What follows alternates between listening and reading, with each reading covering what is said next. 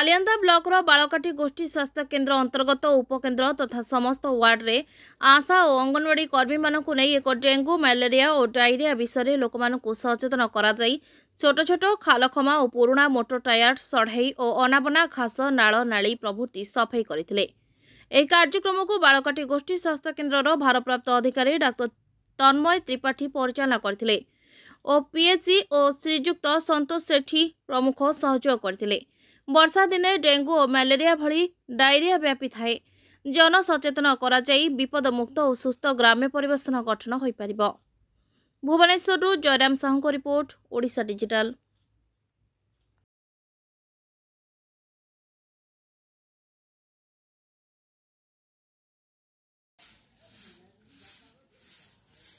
सबुआड़े बुलेकी कर गोटे जगह नुह सी सब जाऊँ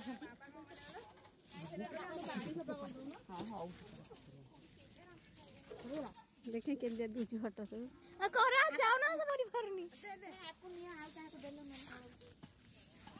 एक ध्यान बस ठीक कर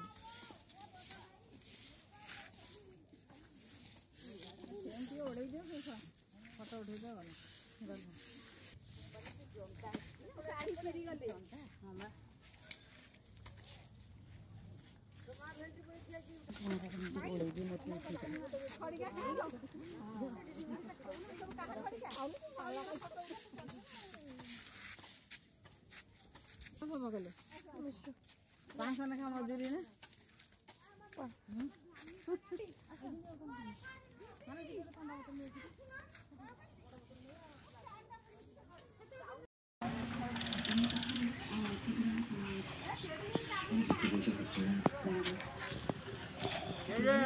मजूरी ना नबू को 4 थर कहलानी पानी मिठा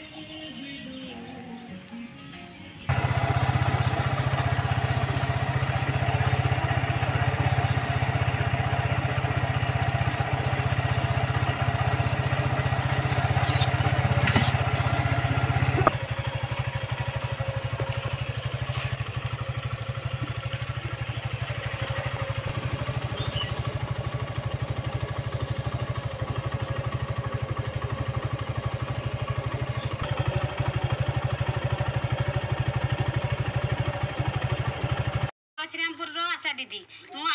रोग विषय किसी कहवाक जाऊँगी आपण मैंने मन रखु वर्षा दिने डेंगू हबार संभावना अधिक डेंगू डायरिया मलेरिया हबार संभावना अधिक तेणु आपण मानक जनाई दउछि जे आपण माने मशारी व्यवहार करंतु घर चारिपट सफा रखंतु तारे नड़िया खड़पा प्लास्टिक माटी हांडी कुंड ए सब गुड़िक पानी रखा दिंतु नहीं नहले मशा हेबे आपण को मलेरिया हम आपण मैंने दयाकोरी घर चारिपट सफा करंतु किंबा मशारी टांगी शुंतु आपण माने मशा कामुड़ब नहीं आपण माने सचेतन रहिले डेंगू डायरिया मलेरिया रू दूरे रहिबे आपण मानकु मु एई कथा कहबाकू जाउछि जे ए वर्षा दिन आसीथिबारु एई रोग गुड़िक